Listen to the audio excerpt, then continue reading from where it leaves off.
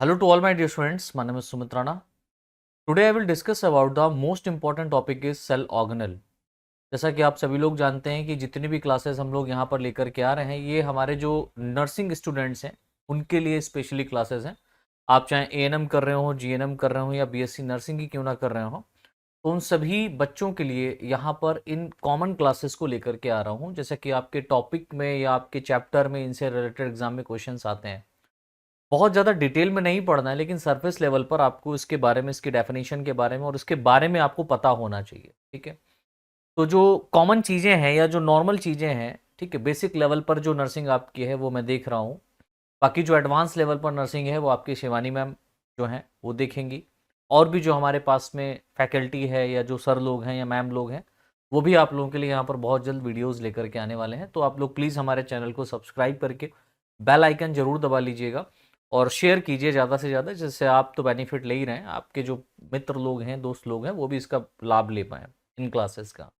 ठीक है, और यहाँ से इन क्लासेस के माध्यम से आपको एक स्पेसिफिक नोट मिल पाएगा जो आप लिख सकते हैं अपने एग्जाम में कि कैसे लिखना है। वैसे तो बेसिकली आपको एक डेफिनेशन लिखनी होती छोटी सी, तो उसे 3 लाइन की, लेकिन उसके बारे में अगर आप थोड़ा सा और डिटेल डिस्क्रिप्टिव लिख देंगे, 4 नंबर का 3 नंबर का क्वेश्चन ऐसे आता है 8 नंबर का, तो उसमें क्या लिखना होता है, कम से कम 4-5 पेज तो आपको भरने ही होते हैं, है ना। तो कैसे भरेंगे वो सारा चीज़ आपको मटेरियल हम यहाँ पर प्रोवाइड करेंगे। चलिए स्टार्ट करते हैं सेल ऑर्गेनेल्स के बारे में। जैसा कि आप सभी को पता है कि सेल के बारे में तो हम लोगों ने पढ़ लिया था। सेल की जो आउटर बाउंड्री या आउटर मोस्ट कवरिंग होती है, जिसको अपन लोग प्लाज्मा मेम्ब्रेन कहते हैं, वो भी हम लोगों ने देख लिया था। अब प्लाज्मा मेम्ब्रेन के अंदर जैसे ही हम लोग एंट्री करते हैं तो हमको मैट्रिक्स दिखाई देता है या फ्लूइड स्ट्रक्चर्स दिखाई देता है, and this structure are also called as cytoplasm, right. और इस साइटोप्लाज्म में डिफरेंट टाइप के सेल ऑर्गेनेल्स प्रेजेंट होते हैं। इन सेल ऑर्गेनेल्स को ही डिस्कस करना है। वैसे तो मैंने आपकी बुक देखी है तो उसमें छोटा छोटा लिखा हुआ है, लेकिन एग्जाम में या आपके जो सर लोग या मैम लोग कॉलेज में लिखवाते हैं, उसके आधार पर जब मैंने देखा या आपकी मैम से पूछा तो वहां पर बताया हाँ इस पे आता है क्वेश्चन। तो मैंने बेसिक क्या किया है कि जितना भी इंपॉर्टेंट रहता है एक सेल ऑर्गेनेल से रिलेटेड वो सारा का सारा मैंने उसमें अपलोड किया है। जैसे कि आज की इस क्लास में हम लोग सेल ऑर्गेनेल्स में राइबोसोम और माइटोकॉन्ड्रिया को डिस्कस करेंगे, राइट। तो हेडिंग डाल दीजिए सभी लोग राइबोसोम। देखिए राइबोसोम को हम लोग इंजन ऑफ सेल के नाम से भी जानते हैं। इंजन ऑफ सेल यानी कि कोशिका का क्या है, इंजन है। सेल का क्या है, इंजन है। इंजन का मतलब समझते हो, जैसे कि ट्रेन के डिब्बे जो होते हैं, उन ट्रेन के डिब्बों में आपने देखा होगा कि उसको खींचने के लिए एक इंजन होता है। बिल्कुल उसी तरीके से सेल के अंदर भी प्रोटीन फॉर्मेशन के लिए इन सेल ऑर्गेनल्स का प्रेजेंट या पाया जाना बहुत इंपॉर्टेंट होता है, और ये बोथ सेल्स में प्रेजेंट होती हैं, प्रोकैरियोट्स में भी और यूकैरियोट्स में भी, एनिमल्स में भी, प्लांट्स में भी, राइट। अब देखिए राइबोसोम्स को इंजन ऑफ सेल कहते हैं, लेकिन इसके अलावा राइबोसोम्स के और कौन कौन से नाम है भाई, है ना। तो इन क्लासेस में आप एडवांस लेवल का भी थोड़ा सा यहाँ पर मैं टच करूंगा कि इनके नाम आपको पता होना चाहिए। जैसे आपका एक स्पेसिफिक नेम है जो कॉलेज वाले जानते हैं, लेकिन आपके कुछ निक नेम भी होंगे जो आपकी मम्मी आपको अलग नाम से पुकारती होंगी, पापा अलग नाम से पुकारते होंगे, दोस्त लोग अलग नाम से पुकारते होंगे, है ना। तो ये निक नेम्स होते हैं। तो इनके भी कई नाम हैं, है ना। जितने भी सेल ऑर्गेनेल्स हैं उनके भी कई नाम हैं। लाइक जैसे राइबोसोम्स को हम लोग प्रोटीन फैक्ट्री ऑफ सेल्स कहते हैं। What is the meaning of protein factory? Factory कहने का मतलब तो आप लोग समझ गए होंगे। फैक्ट्री कहने का मतलब ही होता है कोई एक ऐसी फैक्ट्री है जहां पर बहुत सारी या कोई स्पेसिफिक हम ये कह सकते हैं सब्सटेंस को प्रोड्यूस किया जाता है। जैसे कि बेकरी की हम बात कर लें, वहां पर केक वगैरह बनाया जाता है, या ये सब छोड़ो, हम बात करते हैं फैक्ट्री की, तो फैक्ट्री में आप नमकीन को देखते हैं, प्रोड्यूस किया जाता है, बनाया जाता है बड़े लेवल पर। फैक्ट्री में टूथपेस्ट बनाए जाते हैं, है ना। कोलगेट की फैक्ट्री अलग है, या स्लीपर्स हम लोग पहनते हैं ना, जूतों वाली फैक्ट्री प्लस स्लीपर की फैक्ट्री ये बनी होती है। रिलायंस आप लोग देख रहे हैं, यहाँ पर भी बहुत सारे प्रोडक्ट्स बनाए जाते हैं, तो फैक्ट्री है। तो फैक्ट्री में कुछ ना कुछ बनाया जाता है, और सेल के अंदर हमारा प्रोटीन बनता है, और प्रोटीन कौन बनाता है? राइबोसोम्स बनाता है। जब राइबोसोम्स प्रोटीन बनाएगा तो उसको हम लोग फैक्ट्री बोल सकते हैं कि नहीं बोल सकते हैं अपने सेल का या प्रोटीन का। तो सेल के अंदर protein factor of the cell कौन है? राइबोसोम। इसका एक और नाम है जिसको हम लोग बोलते हैं organelle with in an organelle. ये बहुत इंपॉर्टेंट है। देखिए ये ऐसे सेल ऑर्गेनल्स होते हैं जो सेल के अंदर तो प्रेजेंट है, लेकिन सेल के अंदर जो सेल ऑर्गेनेल्स प्रेजेंट होते हैं उनमें भी ये पाए जाते हैं, जैसे कि आपने बहुत बहुत इंपॉर्टेंट नाम सुना होगा माइटोकॉन्ड्रिया। सुना है कि नहीं सुना है? अभी अपन लोग पढ़ेंगे, नहीं सुना तो कोई दिक्कत नहीं, हम पढ़ाएंगे। इस माइटोकॉन्ड्रिया के अंदर भी क्या प्रेजेंट होते हैं? राइबोसोम्स। क्या प्रेजेंट होते हैं? Ribosomes, the type of 70s ribosome, right. और सेल के अंदर जो यूकैरियोटिक सेल हमारी है, इसके अंदर जो राइबोसोम प्रेजेंट होते हैं वो कौन से होते हैं? 80s ribosome. तो 80s राइबोसोम कहां प्रेजेंट होते हैं? साइटोप्लाज्म में। और 70s राइबोसोम कहां प्रेजेंट होता है? माइटोकॉन्ड्रिया में, as well as prokaryotic cells में, लाइक माइक्रो ऑर्गेनिज्म में, ठीक है। इसके बाद इसे हम लोग पैलेट पार्टिकल के नाम से भी जानते हैं। पैलेट पार्टिकल क्यों कहते हैं? क्योंकि पैलेट साहब ने राइबोसोम का नाम दिया था, तो इसलिए इसको हम लोग पैलेट पार्टिकल के नाम से जानते हैं। अब कुछ हिस्ट्री के बारे में बात करते हैं। तो देखिए, एक साइंटिस्ट है Claude first observed and named microsome. तो क्लाउड ने सबसे पहले माइक्रोसोम नाम दिया था और राइबोसोम्स को सबसे पहले देखा था। तो first observe ribosomes are was कौन? तो Claude, and name given microsome. And second point of Palade एक साइंटिस्ट हैं और इन्होंने राइबोसोम टर्म दिया था, राइबोसोम नाम दिया था, राइट। देखिए नेक्स्ट पॉइंट लिखा हुआ है, ribosome is the smallest cell organelle that means ultra microscopic होते हैं। ये बहुत ही माइन्यूट होते हैं, जिनको हम लोग माइक्रोस्कोप नहीं बल्कि अल्ट्रा माइक्रोस्कोप के थ्रू देख पाते हैं, ठीक। और ये बहुत ही स्मॉलेस्ट सेल ऑर्गेनेल होते हैं हमारे सेल के अंदर। It is membrane less cell organelle, बहुत इंपॉर्टेंट है, ये मेम्ब्रेन लेस ऑर्गेनेल होते हैं, इनके चारों तरफ मेम्ब्रेन नहीं पाई जाती है। हाईएस्ट इन नंबर, बहुत ही ज्यादा नंबर में आपको इस सेल के अंदर देखने को मिलेंगे। प्रेजेंट इन बोथ प्रोकैरियोट और यूकैरियोट, ये दोनों सेल्स में आपको देखने को मिलेंगे, प्रोकैरियोट्स में भी और यूकैरियोट्स में। आपको याद रखना होगा, प्रोकैरियोट्स में 70s टाइप ऑफ राइबोसोम रहता है और यूकैरियोट्स में 80s type of ribosome present रहता है। सर 70s 80s राइबोसोम्स क्या होते हैं भाई? इसका एक्सप्लेनेशन आपके बुक में आपके यहाँ नहीं है, तो लेकिन मैं फिर भी आपको बता दे रहा हूं। एस कहने का मतलब होता है सेडिमेंटेशन, अवसादन गुणांक इसको हिंदी में कहते हैं। सेडिमेंटेशन एक्चुअली होता क्या है कि जब हम 70s राइबोसोम्स को सेंट्रीफ्यूज करेंगे तो इसके जो दो यूनिट्स होंगे, एक स्मॉल यूनिट होगा एक लार्ज यूनिट होगा, दोनों यूनिट सेपरेट हो जाएंगे, ठीक है। और इसका जो सेपरेशन ऑफ सब यूनिट्स हैं, और इन सेपरेशन ऑफ सब यूनिट्स में जो इनका सेडिमेंटेशन रेट है उसको जब कैरी किया जाएगा तो वो अलग टाइप का आता है, ठीक है। तो सेडिमेंटेशन के बेसिस पर ये दो टाइप्स के होते हैं, prokaryote and eukaryote, 70s and 80s ribosomes. Site of protein synthesis, इनके अंदर प्रोटीन सिंथेसिस होता है, right.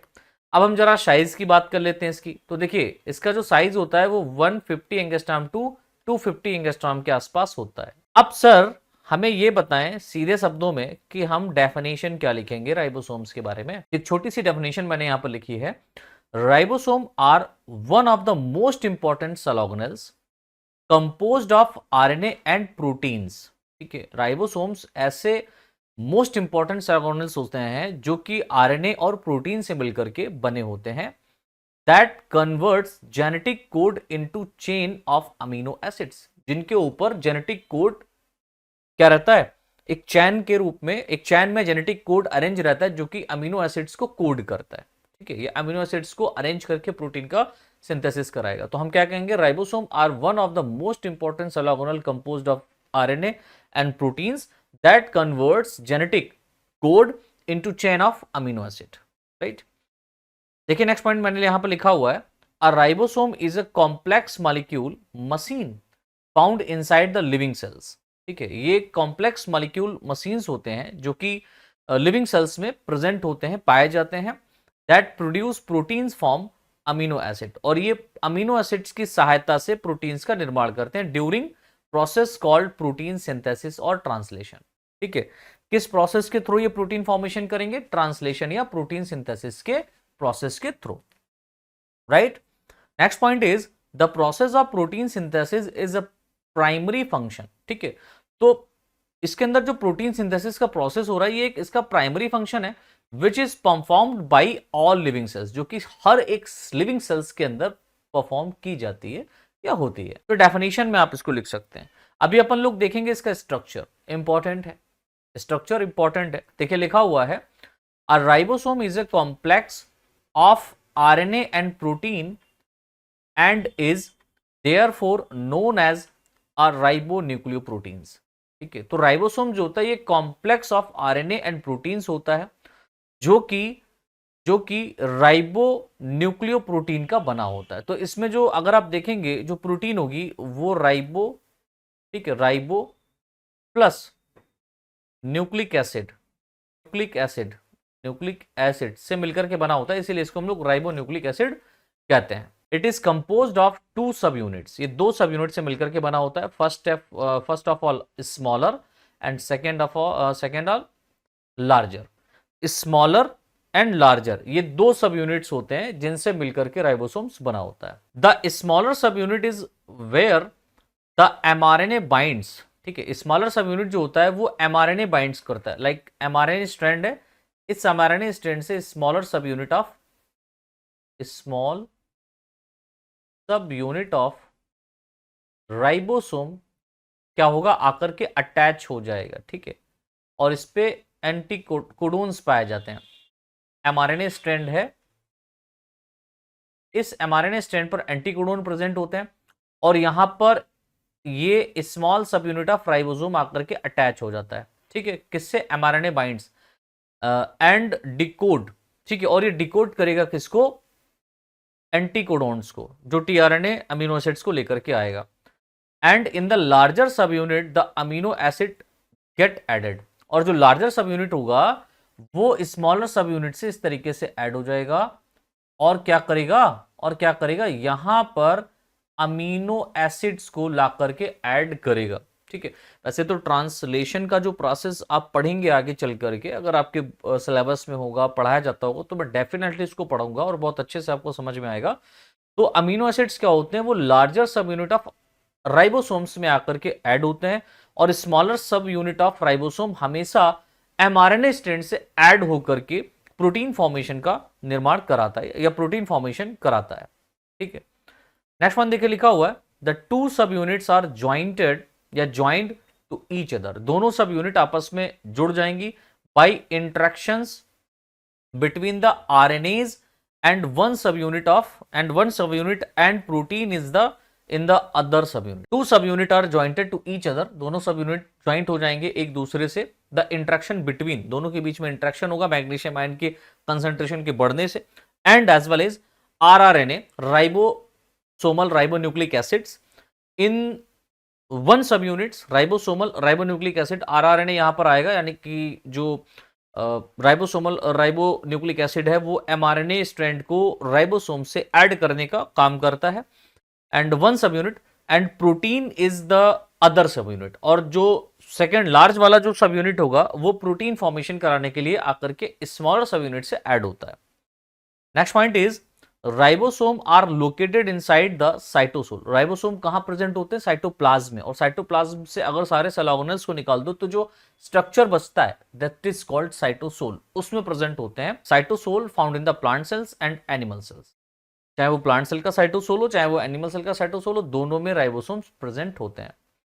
Prokaryote have 70s ribosome, will eukaryotes have 80s ribosomes. ठीक है, the structure of free and bound ribosomes is similar and is associated with protein synthesis. The structure of free, यानी कि जो free वाला ribosomes, अब देखो 2 type से ribosomes cytosol में है। एक तो फ्री राइबोसोम्स के फॉर्म में प्रेजेंट होगा जो एंडोप्लाज्मिक रेटिकुलम से अटैच नहीं होता है, दूसरा बाउंड राइबोसोम होगा जो एंडोप्लाज्मिक रेटिकुलम से बाउंड होता है। ठीक है, तो free, the structure of free and bound ribosome, दोनों जो राइबोसोम्स होंगे ये सिमिलर वर्क करते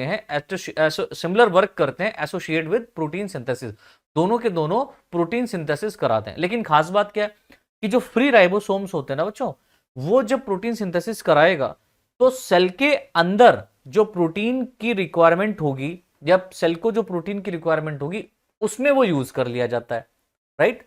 बट जो बाउंड राइबोसोम होता है, लाइक एंडोप्लाज्मिक रेटिकुलम से जो अटैच राइबोसोम होता है, जब ये प्रोटीन सिंथेसिस कराता है तो इस प्रोटीन को सेल के बाहर ट्रांसपोर्ट किया जाता है। ठीक है, तो इस बात को याद रखिएगा, काम दोनों का एक ही है, प्रोटीन सिंथेसिस कराना। अच्छा देखिए, यहां पर एक स्ट्रक्चर बना हुआ है ये राइबोसोम्स का। ठीक है, ये राइबोसोम्स का स्ट्रक्चर, और यहां पर ये दिखाया गया कि राइबोसोम प्रेजेंट कहां पर है। ठीक है, तो राइबोसोम्स आप यहां पर देखेंगे कि जो सेल है, इस सेल में ये क्या प्रेजेंट है, न्यूक्लियस। क्या है? न्यूक्लियस। न्यूक्लियस के चारों ओर न्यूक्लियर मेम्ब्रेन या एनवलप पाया जाता है जिसमें डिफरेंट टाइप या पोर्स होते हैं, and this pores are also known as nuclear pore. ठीक है, इन पोर्स के द्वारा ही आप देखेंगे कि जो न्यूक्लियोलस यहां पर प्रेजेंट होता है, कौन? न्यूक्लियोलस, केंद्रिका जिसको हिंदी में कहते हैं, इस न्यूक्लियोलस के द्वारा, ठीक, इस न्यूक्लियोलस के द्वारा राइबोसोम्स का क्या होता है? फॉर्मेशन होता है। और इन राइबोसोम्स को यहां से न्यूक्लियर पोर के द्वारा बाहर की तरफ, न्यूक्लियस के बाहर ट्रांसमिट किया जाता है। और न्यूक्लियस के बाहर आपको पता है कि न्यूक्लियस के चारों तरफ जो न्यूक्लियर एनवलप पाया जा रहा है, इसमें जो आउटर कवरिंग होगा वो किसका होता है? एंडोप्लाज्मिक रेटिकुलम का। तो यहां पर एंडोप्लाज्मिक रेटिकुलम आप देख रहे हैं अटैच है लाइक दिस। ठीक है, ये क्या पाई जा रही बच्चों? एंडोप्लाज्मिक रेटिकुलम है। और इस एंडोप्लाज्मिक रेटिकुलम के ऊपर ये राइबोसोम्स आकर के क्या होते हैं? अटैच हो जाते हैं लाइक दिस। इस तरीके से राइबोसोम्स देखिए यहां पर अटैच हो गए, राइबोसोम्स है। ठीक है, और कुछ ऐसा एंडोप्लाज्मिक रेटिकुलम मतलब इंटरनल या इनर न्यूक्लियर मेम्ब्रेन होता है जहां पर ये प्रेजेंट नहीं होता राइबोसोम्स। न्यूक्लियर मेम्ब्रेन दो टाइप की है, आउटर, इनर। इनर वाले में राइबोसोम्स नहीं प्रेजेंट होते हैं, इसलिए इस मेम्ब्रेन को हम बोलते हैं स्मूथ एंडोप्लाज्मिक रेटिकुलम। आउटर वाले में राइबोसोम्स प्रेजेंट होते हैं, इसलिए इसको हम लोग बोलते हैं रफ एंडोप्लाज्मिक रेटिकुलम, राइट। तो राइबोसोम्स की प्रेजेंस और एब्सेंस के बेसिस पर एंडोप्लाज्मिक रेटिकुलम टू टाइप्स की होती हैं, एक तो रफ, दूसरा स्मूथ।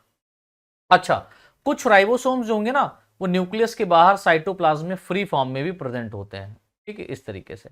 अब अगर आप इसको थोड़ा सा अल्ट्रा माइक्रोस्कोप में, इसमें अल्ट्रा माइक्रोस्कोपिक फॉर्म में देखेंगे ना, तो आपको ये राइबोसोम कुछ इस तरीके से दिखाई देगा। इसमें नीचे की तरफ आप देखेंगे ये small sub unit of ribosome है, और इस small sub unit of ribosome से large sub unit of ribosome attach रहता है, और इसके बीच में जो है ये mRNA स्ट्रैंड होता है। ये देखिए mRNA molecule in the nucleus, ये mRNA messenger ribonucleic acid mRNA strand यहां पर प्रेजेंट है, जिसमें कोड किया गया है प्रोटीन के फॉर्मेशन के लिए। ठीक है, तो इसमें कोडोन्स पाए जाते हैं। तो mRNA स्ट्रैंड पर क्या प्रेजेंट होते हैं? कोडोन। ये ट्रिपलेट फॉर्म में होते हैं बच्चों, किस फॉर्म में होते हैं? ट्रिपलेट फॉर्म में होते हैं। आपकी मैम कहती हैं कि ज्यादा डिटेल में मत बताइए, बच्चा कंफ्यूज हो जाता है। मैं कोशिश कर रहा हूं कि ज्यादा डिटेल में ना जाऊं, लेकिन यार वो क्या कहता है ना कि जितना बताओ उतना कम है ना। आपको ज्यादा से ज्यादा नॉलेज होना चाहिए, डिस्क्रिप्शन थोड़ा सा होना चाहिए, ऐसा नहीं है। मैम की भी बात सही है, वैसे भी बहुत सारा आपका सिलेबस है, इतना इतना ब्रॉड सिलेबस है जिसको आपको सेमेस्टर वाइज में ही कंप्लीट करना है अभी, है ना। अब हम बात करते हैं इसके फंक्शन की, बहुत इंपॉर्टेंट है, right. Function of ribosome, function of ribosome. देखिए first function is it assemble amino acids to form protein that are essential to carry out cellular function। ठीक है, ऐसी essential proteins को बनाया जाता है इन राइबोसोम्स के द्वारा, ठीक है, अमीनो एसिड्स के प्रेजेंस में, जो कि सेलुलर फंक्शंस को करने में बहुत ज्यादा हेल्पफुल होती हैं। Next point is the DNA produce mRNA. DNA से क्या बनता है बच्चों? एमआरएनए बनता है, and this process are DNA transcription. ठीक है, तो देखिए डीएनए से क्या बना? mRNA। चलो मैं नए पेज पे लिख देता हूं, क्या बनता है? डीएनए से बनता है बच्चों mRNA, and this process are also called as transcription. Transcription. And mRNA से बनता है प्रोटीन। क्या बनता है बच्चों? Protein. And this process, mRNA से प्रोटीन बनना है, so this process are called translation, या इसी को हम लोग बोलते हैं प्रोटीन सिंथेसिस। ठीक है, the mRNA synthesize in the nucleus and transport to the cytoplasm. The mRNA synthesize, mRNA कहां सिंथेसाइज होगा? न्यूक्लियस के अंदर, and transport to the cytoplasm, cytoplasm में ये भेज दिया जाता है for the process of protein synthesis या translation, right. The ribosomal subunits in the cytoplasm. अब जो वहां पर जो राइबोसोम्स की जो सब यूनिट्स हैं वो साइटोप्लाज्म में इंतजार कर रही हैं, are bound around mRNA polymerase. और ये mRNA स्ट्रैंड के चारों तरफ mRNA पॉलीमरेज एंजाइम्स की प्रेजेंस में ऐड हो जाते हैं, बाउंड हो जाते हैं, and the tRNA then synthesize protein. और जो tRNA होगा, ट्रांसफर राइबोन्यूक्लिक एसिड होगा, वो साइटोप्लाज्म के अंदर जितने भी अमीनो एसिड्स होंगे, लाइक आपको पता है एक प्रोटीन के फॉर्मेशन के लिए 20 type of amino acids required होते हैं। तो जब 20 type of amino acids required होंगे एक प्रोटीन मॉलिक्यूल को बनाने के लिए, तो 20 टाइप के टीआरएनए भी प्रेजेंट होंगे। तो 20 टाइप ऑफ टीआरएनए क्या करेंगे, इन अमीनो एसिड्स को लेकर के आते हैं और क्या करते हैं, large sub unit of ribosomes में ऐड हो जाएंगे, ठीक है, और एग्जिट साइड से वो बाहर निकल जाता है टीआरएनए अमीनो एसिड्स को अनलोड करने के बाद में। तो ये ट्रांसक्रिप्शन का, ट्रांसलेशन का पूरा प्रोसेस है बच्चा, उस वहां तक हम जाकर के वापस आ रहे हैं, आप समझने की कोशिश करें, नहीं जा पा रहे कोई बात नहीं, जो थ्योरी दिया गया उसको समझ लो। नेक्स्ट पॉइंट देखिए, लिखा हुआ है ribosomes are the site of protein synthesis. Ribosomes actual में प्रोटीन सिंथेसिस के साइट होते हैं, जहां पर प्रोटीन सिंथेसिस होगा। The protein synthesize in the cytoplasm, जो साइटोप्लाज्म के अंदर प्रोटीन सिंथेसाइज होती है, are utilize in the cytoplasm itself, वो अपने लिए ही यूज कर देता है। And the protein synthesize by bounded ribosomes are transported outside the cell. और जो बाउंडेड राइबोसोम्स से प्रोटीन सिंथेसाइज होती है, उसको सेल के बाहर क्या किया जाता है, ट्रांसपोर्ट कर दिया जाता है। तो ये तो बात हो गई हमारे राइबोसोम्स की। अब हम लोग यहां पर बात करेंगे, हमारा एक सेल ऑर्गेनेल है माइटोकॉन्ड्रिया, ठीक है। नेक्स्ट सेल ऑर्गेनेल हमारा कौन सा है, माइटोकॉन्ड्रिया।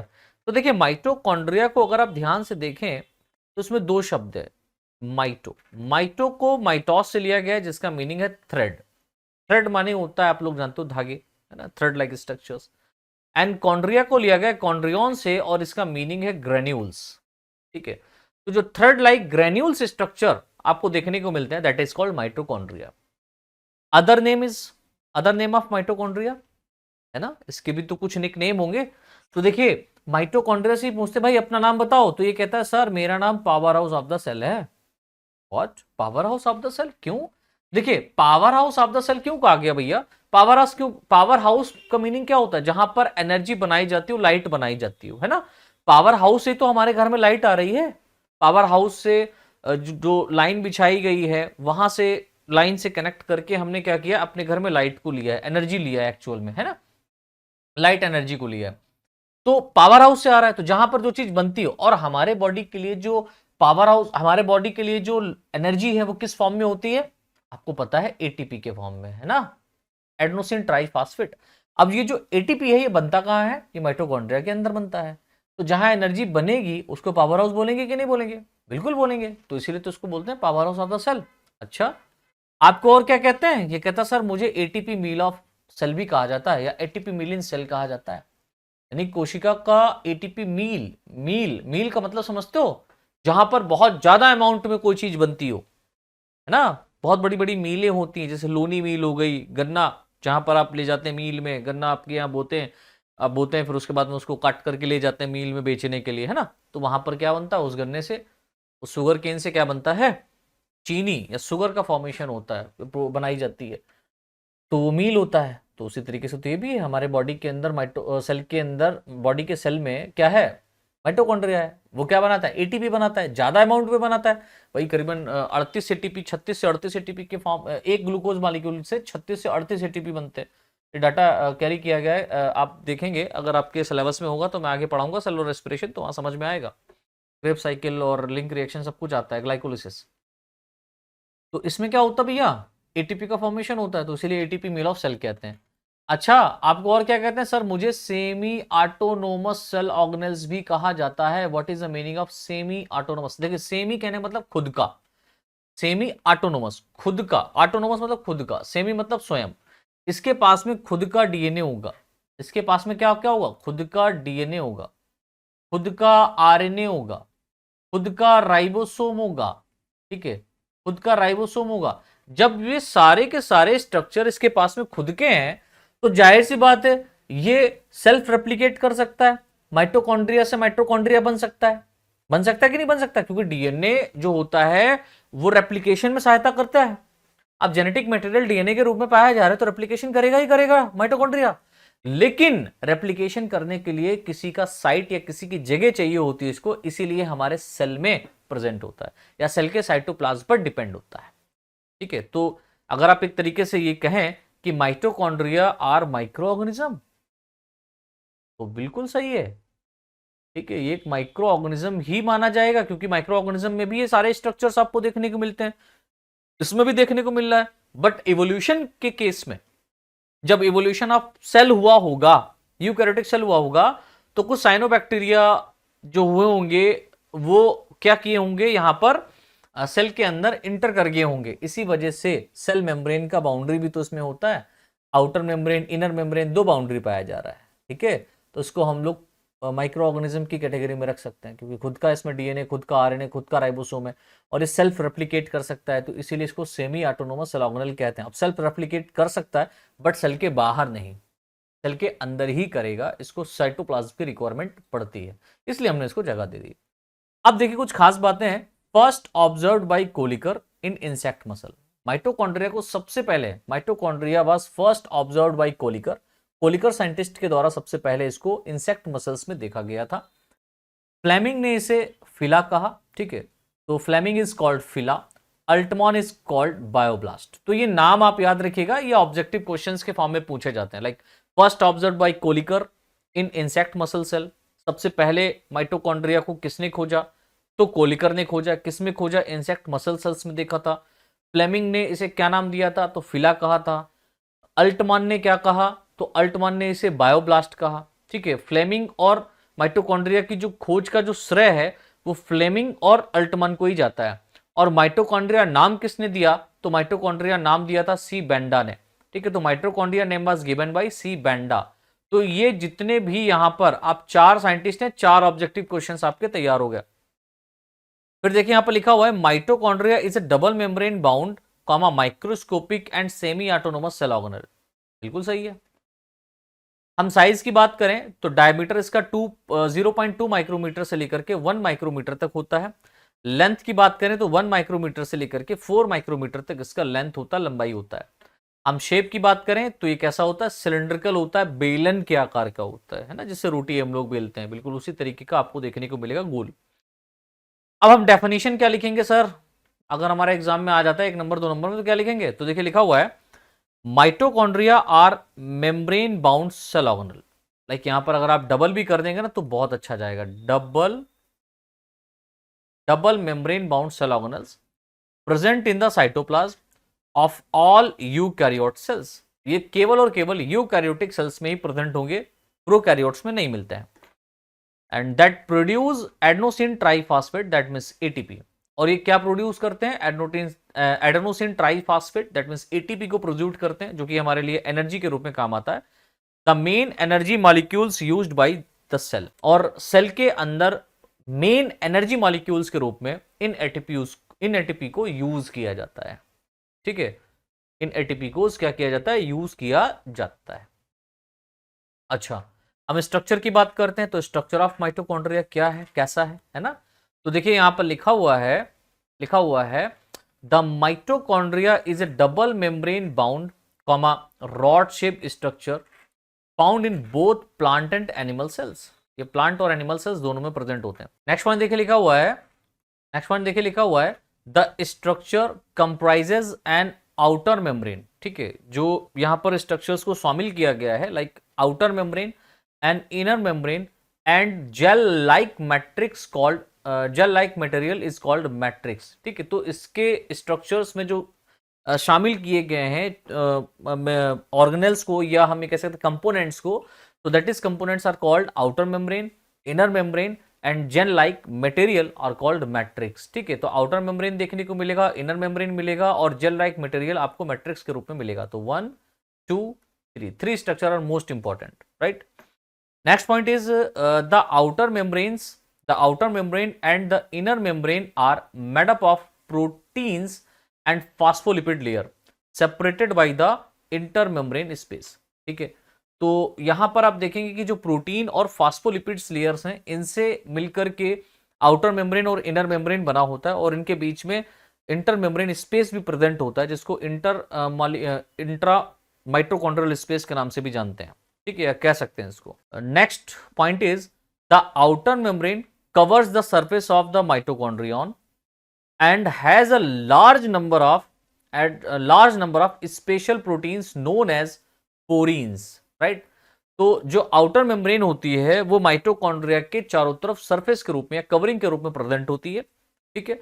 और आप देखेंगे कि इस आउटर मेम्ब्रेन में डिफरेंट टाइप के स्पेसिफिक प्रोटीन्स प्रेजेंट होते हैं जिनको हम लोग पोरीन्स के नाम से जानते हैं, ठीक है, पोरीन्स कहते हैं।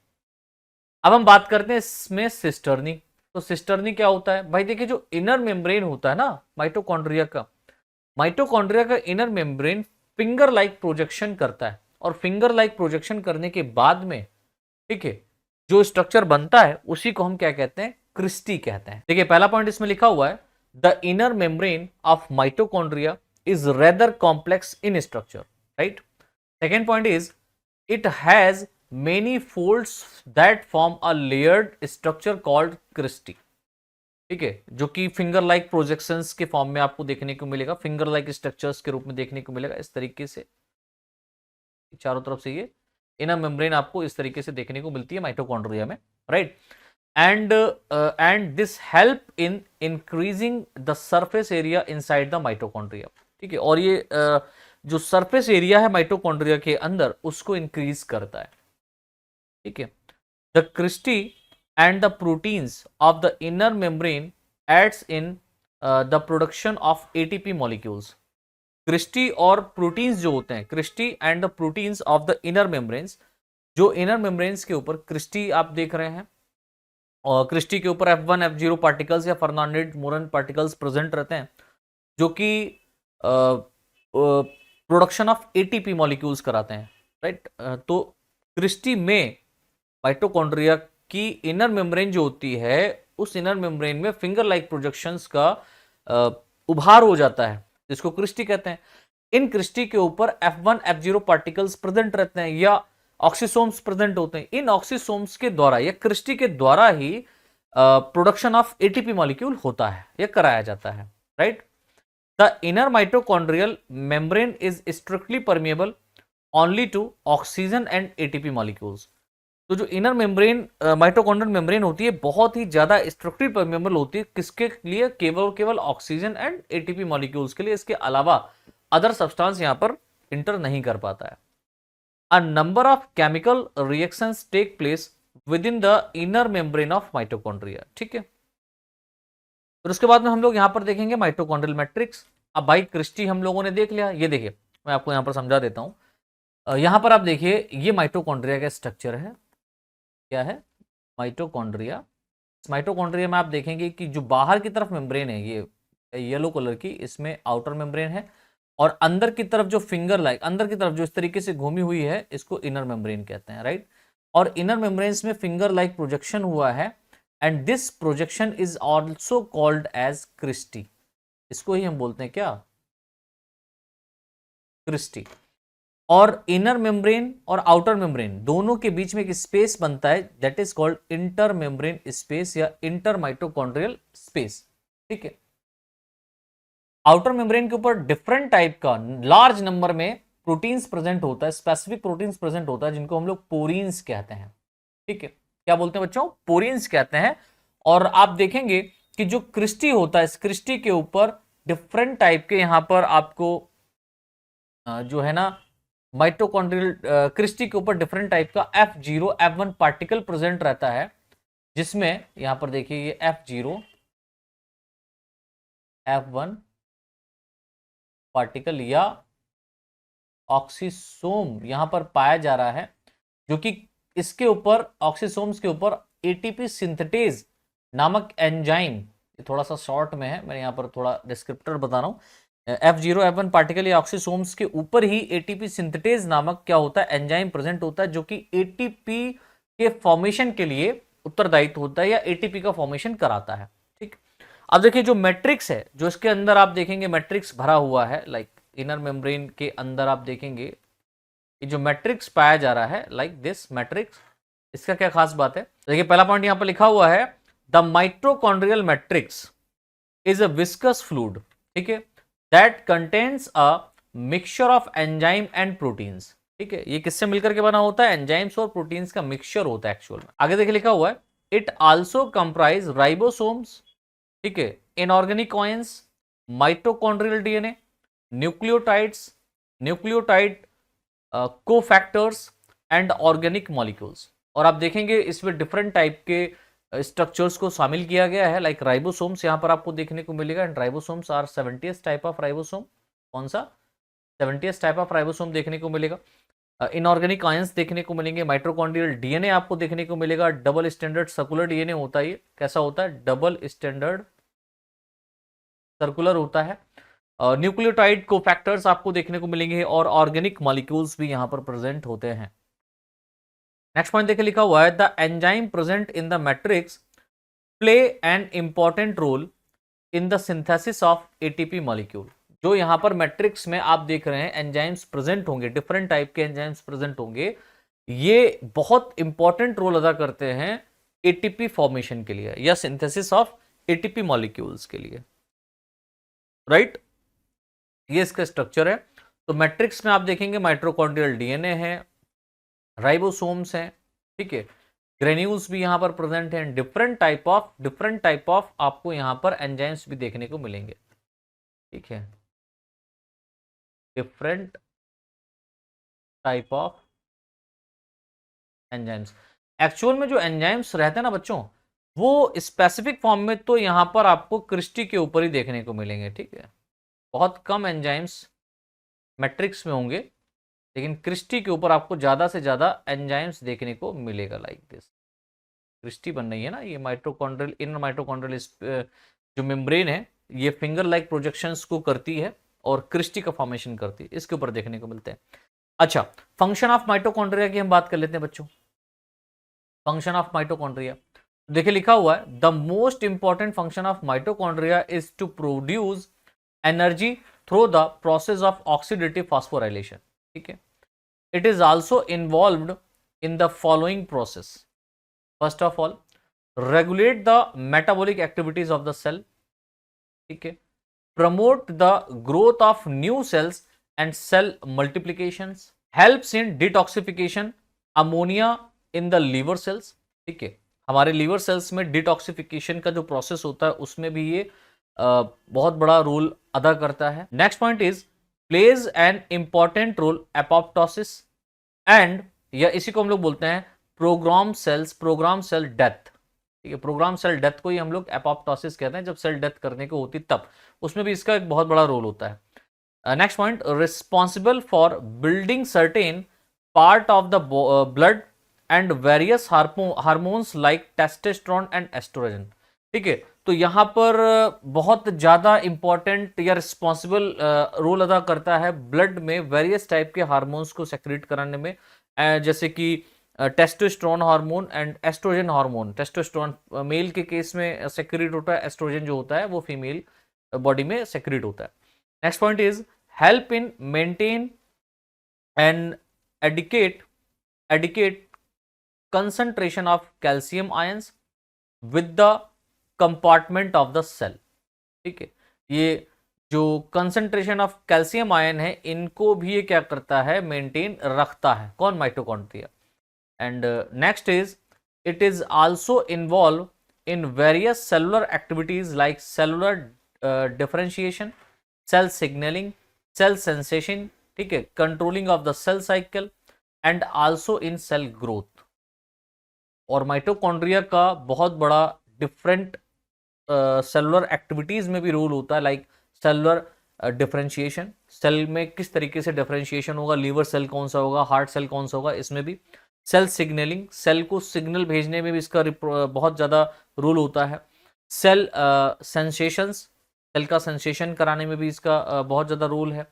Controlling of the cell cycle, cell के अंदर जो साइकिल होता है, डिवीजन ऑफ, जब आप सेल डिवीजन पढ़ेंगे तो उसमें माइटोसिस या मियोसिस दोनों डिवीजन में आप देखेंगे कि माइटोकॉन्ड्रिया सेल साइकिल को क्या करता है? कंट्रोल करता है। And also is cell growth, cell की ग्रोथ में भी क्या करता है? हेल्प करता है। कौन? माइटोकॉन्ड्रिया। ये 7th पॉइंट है, राइट।